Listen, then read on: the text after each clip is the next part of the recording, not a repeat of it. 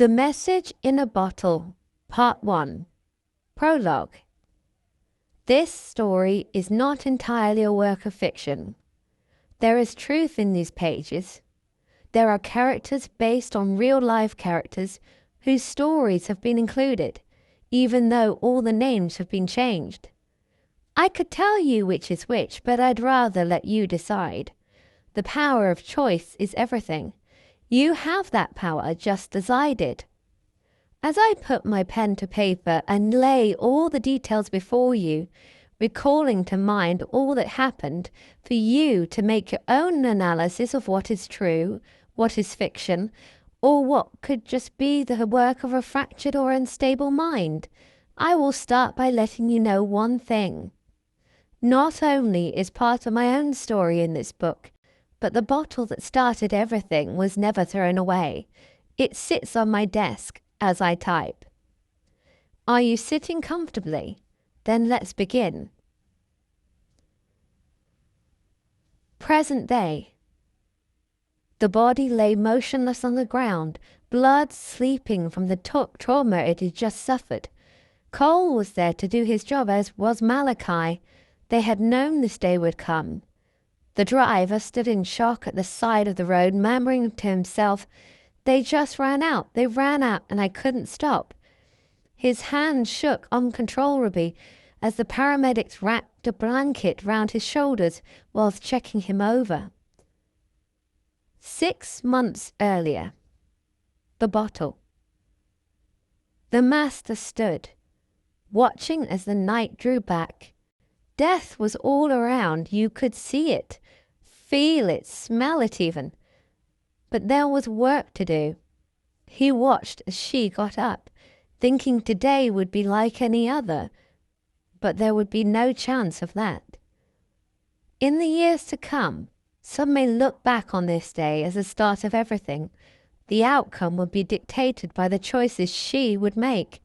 Life or death would all be in her hands.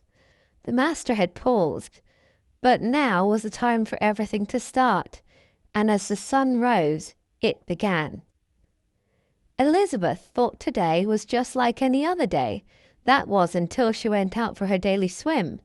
She had been having a rough week, and this seemed the perfect thing to do on her afternoon off.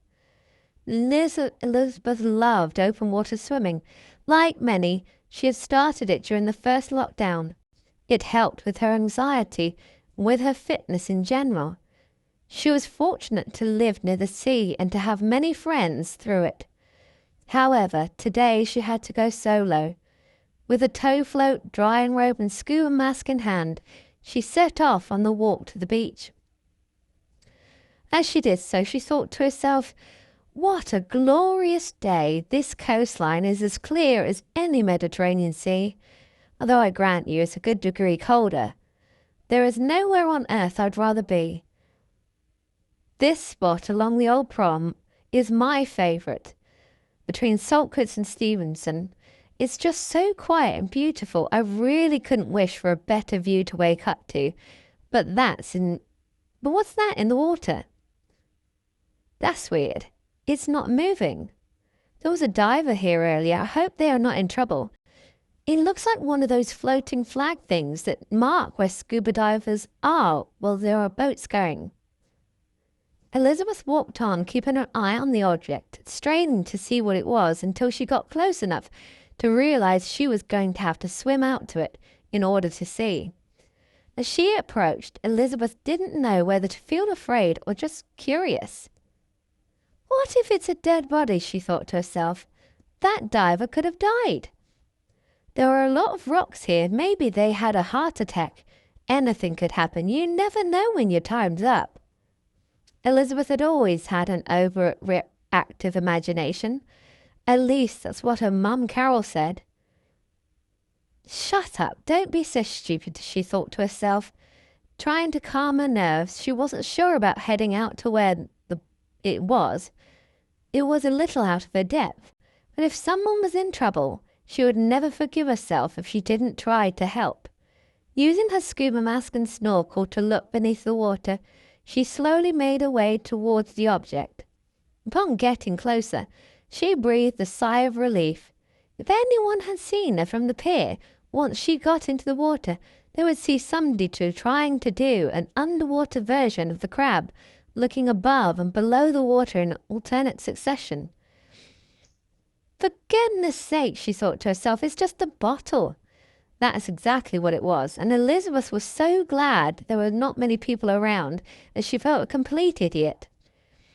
It's just a stupid Budweiser bottle. Wonder how it got here, though. Just must have washed up, and somebody probably left it on the beach. Bobbing upright in the water, perfectly still, Elizabeth picked it up. She hated leaving rubbish lying around. As she looked at it, she noticed something inside. There was no cap or cork, but what looked like a small plastic bag with a rolled-up piece of paper inside. She took the bottle with the bag and everything else back with her. Elizabeth picked up her bag, put on a dry robe, and started to walk back to her flat. It's quite a walk. Her flat was on Sharp Hill Road in Saltcoats. As Elizabeth walked, she felt her phone begin to vibrate. It was a message from her mum. "Morning, Elizabeth, how are you? Will you be coming to see me any time soon? Have a good day, love, Mum." Her mum was the only one who called her Elizabeth. She guessed it was a family name, but she didn't really like it. All her friends just called her Liz. As she walked, she began fiddling with the bottle until she managed to get the plastic bag out, then dropped the bottle into a nearby waste bin and decided not to look at the letter till she was home and dry. As she walked the half-mile back up the road, Liz was completely unaware of being watched.